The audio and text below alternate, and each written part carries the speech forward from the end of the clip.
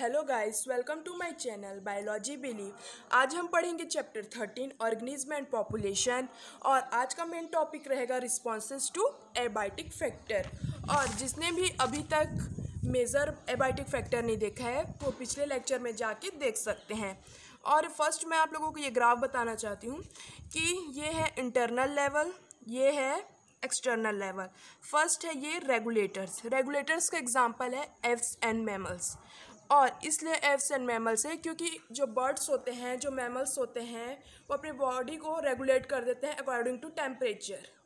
Means जैसे कि summer में हमारे बॉडी में स्वीटनेस स्टार्ट हो जाता है और विंटर सीजन में सीवर करने लग जाते हैं। इससे बॉडी हीट प्रोड्यूस होता है।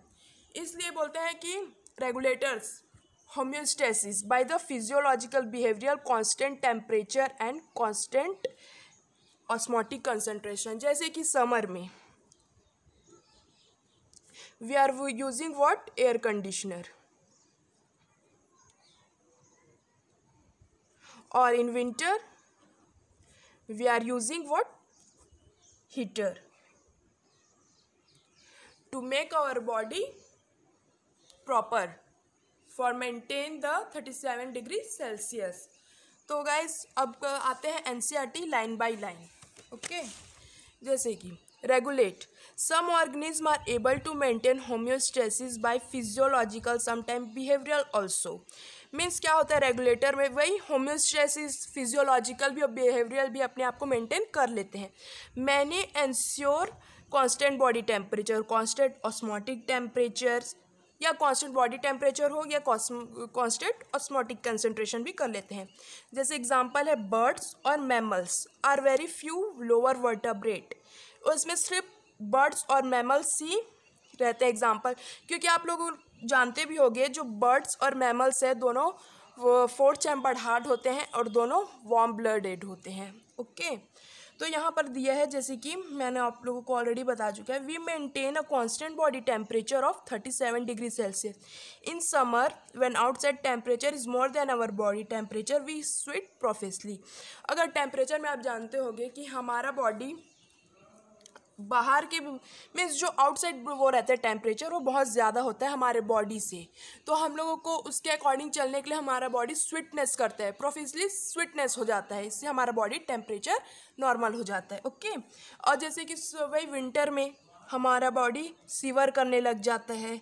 Okay, winter when temperature is lower than when you start sewer and ये हीट प्रोड्यूस करता है, ये बॉडी हीट को और टेम्परेचर को रेज करता है, बढ़ाता है, गिरने नहीं देता हमारे टेम्परेचर को। Okay, plant on other hand do not have such a mechanism to maintain internal temperature. लेकिन साथ ही जो प्लांट्स होते हैं वो उनमें ये मैकेनिज्म नहीं होता इंटरनल टेम्परेचर को प्रोड्यूस करने का। तो अब हम पढ़ते हैं कॉन्फर्मर। An overwhelming majority, 99% of animals and nearly all plants cannot maintain a constant internal environment। 99% animal और सभी प्लांट अपना इंटरनल बॉडी टेम्परेचर को मेंटेन नहीं कर पाते हैं। उनका बॉडी टेम्परेचर चेंज होता है अकॉर्डिंग टू द वेदर और क्लाइमेट। जैसे जैसे बॉडी टेम्परेचर जैसे समर में है तो उन लोगों का बॉडी और हीट हो जाएगा, और जैसे विंटर है तो उन लोगों का बॉडी का टेम्परेचर है और डाउन हो जाएगा। ऐसा होता है उन लोग के साथ। Considering the benefit of constant internal environment to organism we must ask the conformer not इलॉडली ना बिकम रेगुलेटर। लेकिन हम जो कॉन्फर्मर है वो कभी रेगुलेटर्स में नहीं आ पाते। अब इसमें मेन एग्जाम्पल है ये, since small animals have a larger surface area relative to their volume. Okay, they tend lose body heat very fast when it's cold outside। और इसमें ये प्रॉब्लम होता है जो स्मॉल पोलर एरिया में जो स्मॉल एनिमल्स होते हैं उनका सरफेस एरिया तो बहुत ज़्यादा होता है relative to their volume. Okay, they tend loss body heat as fast, और वो अपने बॉडी हीट को इतना ज़्यादा हीट प्रोड्यूस कर देते हैं जब बाहर में कोल्ड हो जाता है, और फिर वो एनर्जी को कंज्यूम करने के लिए उन लोगों को और ज़्यादा मेहनत लगता है जो बहुत ही डिसएडवांटेज है उन लोगों के लिए।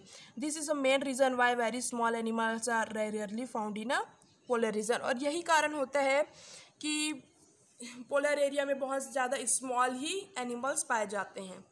Okay, come in to that topic, migrate.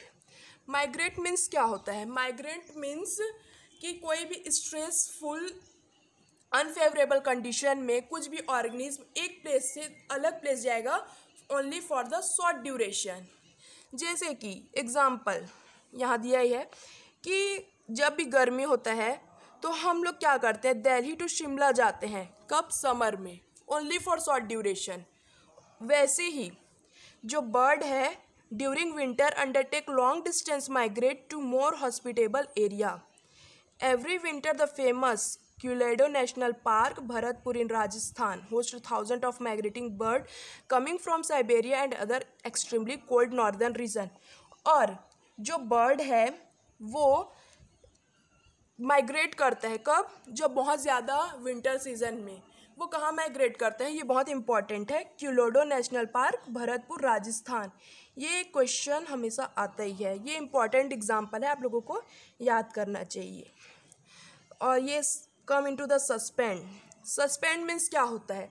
कोई भी अनफेवरेबल कंडीशन में कुछ भी ऑर्गेनिज्म अपने आप को सस्पेंड कर देते हैं। जैसे कि अगर सीड को जर्मिनेशन नहीं होगा तो अपने आप को सस्पेंड कर देता है, ठीक है। जैसे कि हाइबरनेशन। हाइबरनेशन तो आप सब ने सुना होगा, हाइबरनेशन इन विंटर। जो पोलर बियर हैं वो हाइबरनेशन हो जाते हैं, विंटर स्लीप के लिए चले जाते हैं। जैसे एस्टिवेशन है, एस्टिवेशन स्नेल और फिश ड्यूरिंग समर, वो लोग समर को अवॉइड करते हैं, वैसी ही है।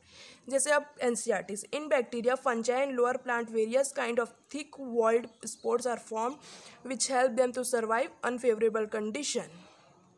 This germinate on availability suitable. हाँ, जैसे कि मैं आप लोगों को बताई कि जब अनफेवरेबल कंडीशन में वो अपने आप को जर्मिनेट नहीं कर पाते हैं। गाइस बस आज इतना ही। Thanks for